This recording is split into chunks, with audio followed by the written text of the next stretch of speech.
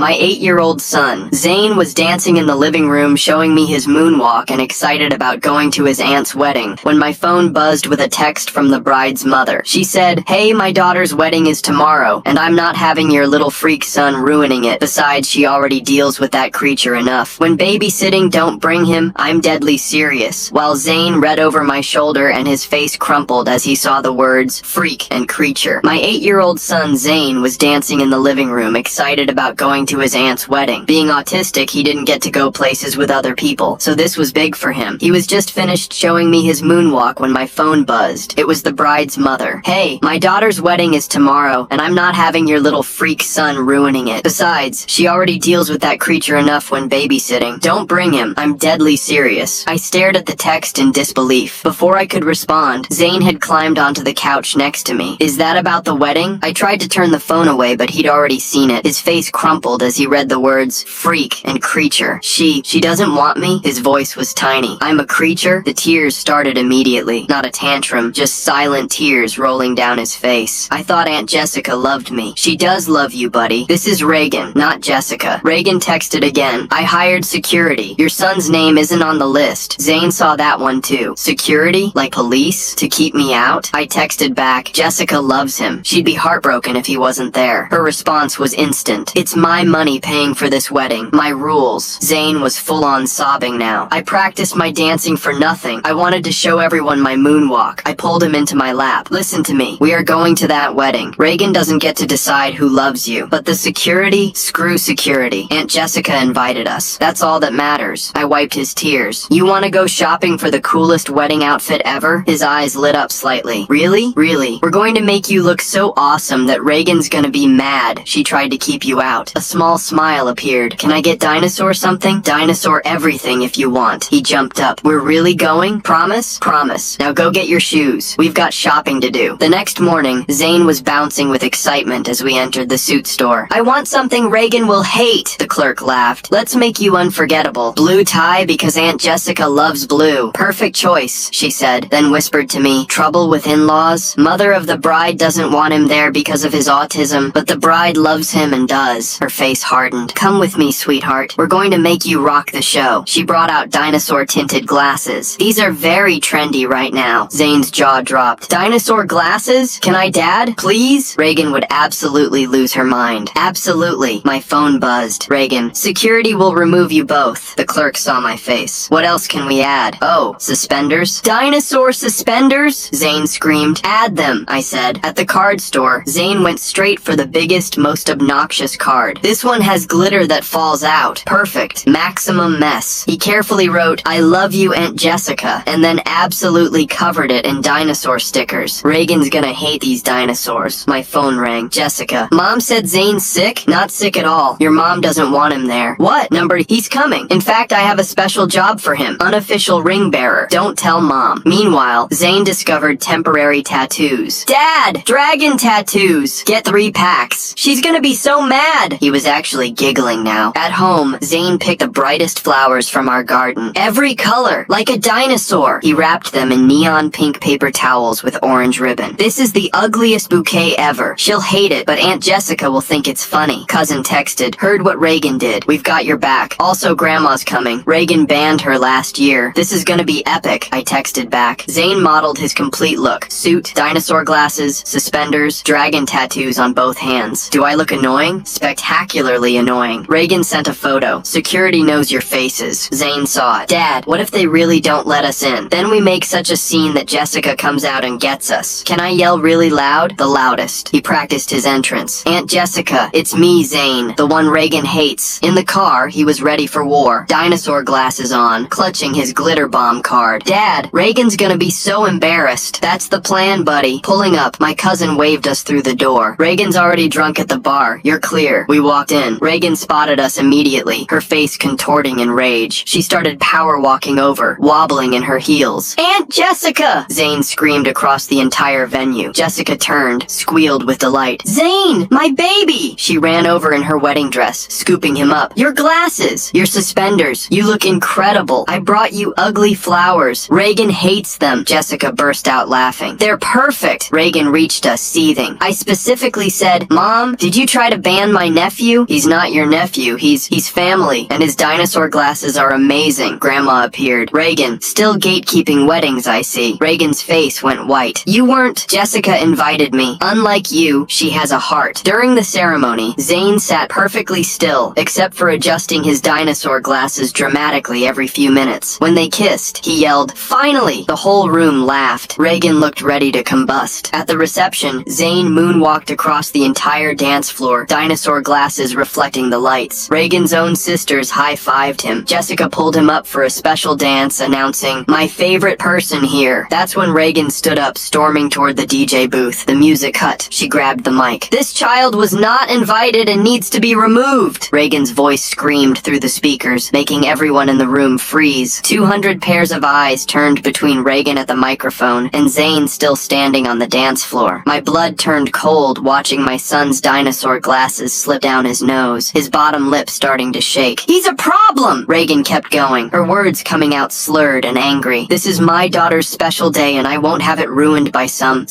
Jessica jumped up from the head table so fast her chair fell backward. Her white dress swished as she ran toward her mother at the DJ booth. "Mother, stop!" Jessica's voice cut through the whole room. She reached for the microphone, but Reagan pulled it away, holding it above her head like a prize. "Everyone needs to know what kind of creature you brought to our family party," Reagan shouted into the mic. Zane's whole body started shaking. I watched him begin to rock back and forth, the thing he does when he's really scared. I pushed through the crowd trying to get to him, but Grandma beat me there. She wrapped her arms around him tight. "You're perfect, sweetheart," she said loud enough for the nearby tables to hear. "Don't listen to her." Robert stood up from the head table and walked calmly to the DJ booth, his jaw set hard. "Reagan, you're drunk. Give me the microphone." She held it tighter against her chest. "This is my money, my wedding, and that thing shouldn't be here." The word "thing" made people gasp all around the room. Several of Robert's family members stood up from their tables. His mother called out from across the room, "Reagan, that's enough. He's a child." I finally reached Zane and dropped to my knees, pulling him against me as tears ran down his face. "I'm ruining everything again," he cried into my shoulder, his little body shaking. "No, buddy, you're not ruining anything," I told him, holding him tight. "Reagan is the one ruining things." Jessica finally managed to grab the microphone away from Reagan, yanking it hard. "Everyone, I'm so sorry," she said, her voice shaking but strong. "My nephew Zane is exactly where he belongs, with family who loves him." Reagan tried to grab the mic back, but Robert stepped between them, blocking her with his body. "You're choosing that creature over your own mother?" Reagan yelled, her voice carrying even without the microphone. That's when David stood up from his table. Reagan's husband had this look on his face I'd never seen before, dark and angry and done. "Reagan, we're leaving. Now." David's voice was quiet, but everyone heard it. "What? David, no!" Reagan pointed at us, her arm shaking. "They need to leave." David was already walking toward her, his steps steady and sure. "I've watched you do this for 20 years, he said, reaching the DJ booth. "You did it to my sister, to my mother, and now to an 8-year-old boy. I'm done." The room went so quiet you could hear the air conditioning humming. Reagan's face went from red to white in seconds. "David, you don't understand. He's autistic. He'll ruin... The only person ruining anything is you." David's voice boomed across the whole room, making Reagan step back. Zane pulled on my sleeve, his dinosaur glasses sitting crooked on his face. "Dad, should we go? I don't want Aunt Jessica's wedding to be sad." Before I could answer, Jessica appeared beside us, dropping to her knees in her wedding dress right there on the floor. "Zane, sweetheart, you are the best part of this whole day," she said, tears running down her face and messing up her makeup. "I'm so sorry about my mom. Will you dance with me, please?" Zane looked at me, then back at Jessica, confused. "But Reagan said," he started. "Reagan is wrong," Jessica said firmly, taking his hands in hers. "You're not a creature or a thing. You're my favorite nephew, and I love your dinosaur glasses and your moonwalk and everything about you." The DJ, who'd been watching everything happen, leaned into his microphone. "How about we get this party started again? This one's for Zane." The opening notes of the song Zane had been moonwalking to earlier filled the room. Something doesn't add up about Reagan paying for this whole wedding when her own husband David seems completely fed up with her behavior. Makes me wonder if there's more to their financial situation than Reagan's letting. Half the room started clapping to the beat right away. Robert's mom shouted from her table, "Come on, Zane! Show us that moonwalk again!" Zane wiped his nose with his sleeve, and I saw a tiny smile starting to show. Reagan started walking toward us, wobbling in her heels and nearly tripping. "This is my wedding. I paid for everything." But Grace and 3 other cousins stepped in front of her, making a wall with their bodies. "Actually, Mom," Jessica stood up, up, smoothing down her dress. Robert's parents paid for half, and they want Zane here. Robert's dad nodded from across the room, raising his drink. The boy stays. Reagan spun around, looking for someone, anyone, to take her side, but even her own sisters were shaking their heads at her. You've gone too far this time, Reagan, one of them called out. Zane suddenly stood up, pushing his dinosaur glasses back up his nose with determination. I want to dance with Aunt Jessica. He took her hand, and they walked to the middle of the dance floor together. The whole room let out this collective "aw" sound as Jessica and Zane started dancing. He did his moonwalk while she spun around him, her dress floating out like a cloud. People pulled out their phones, recording everything. Reagan made one last desperate move, heading for the door marked office. I'm getting the manager. This is against the law. David followed her, shaking his head like he couldn't believe this was his life. While Reagan was gone, the music kept playing, and Zane kept dancing with Jessica. When the song finally ended, he took this big dramatic bow that made everyone laugh and clap even louder. Dinosaurs are awesome! Someone shouted from the back, and Zane's whole face lit up as he pushed his glasses up proudly. Robert walked over and lifted Zane right up onto his shoulders. This is my new nephew, everyone. The coolest kid at this wedding. Zane laughed for real now, all those earlier tears completely gone. From up on Robert's shoulders, he could see the whole room full of people smiling at him, clapping for him, loving him. About 5 minutes later, Reagan came back dragging this tired-looking man in a black suit, the venue manager. These people weren't invited, she said, pointing right at us. The manager looked around the room, at Jessica in her wedding dress laughing, at Zane up on Robert's shoulders, at everyone having a great time. Ma'am, I see a wedding party with happy guests, the manager said carefully. The bride clearly wants them here. Reagan's face turned purple. I'm paying for this venue. Actually, Robert's father stood up, pulling out his phone. I have the receipt right here. We paid our half directly. Our names are on the contract too. The manager nodded and just walked away, leaving Reagan standing there. Reagan stood alone in the middle of the room with everyone staring at her. You're all going to regret this, she said, her voice cracking. Jessica, you're out of the will. Jessica actually laughed, like really laughed. Mom, you've been using that will threat for 15 years. I don't care about your money. I care about family. Real family that loves no matter what. David came back carrying Reagan's purse and coat. We're leaving, Reagan. Now. She tried to argue, but he was already guiding her toward the door. You can stay at your sister's tonight. I need to think. As Reagan got let out, she turned back one more time. That child will ruin your life, Jessica. Jessica walked over and took Zane's hand. The only thing being ruined tonight is your relationship with everyone who matters. The room stayed quiet for a moment after the door closed behind them. Then Grandma raised her glass high. To Zane, the best dancer at this wedding. Everyone raised their glasses, shouting, to Zane! Zane hid his face in my shoulder, happy but overwhelmed by all the attention. Dad, everyone likes me. I hugged him tight. They don't just like you, buddy. They love you. About 10 minutes later, the DJ leaned into his microphone. Special request from the bride. Everyone on the dance floor for the Zane train. Music started pumping, and Jessica led a conga line with Zane right at the front, his dinosaur glasses catching all the disco lights. He added his moonwalk moves to the conga line, and everyone behind him tried to copy it, laughing when they couldn't get it right. Robert's mom found me standing at the edge of the dance floor. Your boy is wonderful. Reagan's been a problem at every family party. Thank you for standing up to her. I watched Zane leading that conga line, adding spins and slides, everyone following him like he was the Pied Piper. He just wanted to celebrate his aunt's love. That's all he ever wanted. The party kept going strong for another hour when David came back alone. He found me by the bar, looking tired but somehow lighter. I'm filing for divorce Monday, he said. 20 years of watching her hurt people. Your boy was the last straw. I'm sorry, I told him, and I meant it. David shook his head. Don't be. Zane did us all a favor. Sometimes it takes a child's honesty to show us what we've been ignoring. Jessica and Robert came to find us for the official photos. We want Zane in all the family pictures, Jessica said. He's family. Real family. Zane fixed his dinosaur glasses all importantly, making sure they were perfectly straight. The photographer arranged everyone, putting Zane right in front. Perfect. The dinosaur glasses are actually great. Zane smiled huge, and for one shot he did his moonwalk pose that made everyone crack up. Later during the cake cutting, Jessica called Zane up to the front. My nephew gets the first piece after us, she announced. Reagan's empty chair at the head table seemed to stare at everyone, but nobody cared. Zane carefully took his cake plate, then stopped. Aunt Jessica, will Reagan be mad at you forever because of me? Jessica knelt down in her dress. Baby, Reagan's anger is her choice. My love for you is mine. We were all eating cake when suddenly sparkles started falling from the ceiling vents like snow. The glitter I'd put in there earlier had finally finally worked loose from the air conditioning. I forgot about that! Zane shouted, jumping up with joy. Instead of being upset, everyone laughed and started dancing in the glitter rain. This is the best wedding ever, someone shouted. Jessica spun around in the sparkles, her white dress catching the light like a disco ball. Robert grabbed the microphone. Everyone, this glitter is courtesy of my new nephew Zane. Reagan said he'd ruin the wedding. Instead, he made it magical. The crowd cheered and kept dancing in the falling glitter. By 11:30, the party was winding down, and Zane had fallen asleep in my lap, still wearing his dinosaur glasses. Jessica and Robert stopped by our table one more time before they left. Thank you, Jessica whispered, touching Zane's hair gently, for bringing him anyway, for fighting for him. Reagan stole so much joy from my life. Not anymore. Robert added, we want Zane at every family event, every birthday, every holiday, and Reagan won't be there to stop it. I nodded, feeling something heal inside me that I didn't even know was broken. I carried sleeping Zane out to the car, his dinosaur glasses crooked on his face, glitter stuck in his hair. The parking helper who brought our car around said, that your boy who did the moonwalk? He was amazing. In the car, Zane woke up briefly as I buckled him in. Dad, did I do good? I kissed his forehead. You did perfect, buddy. You were exactly yourself, and that's always good. He smiled and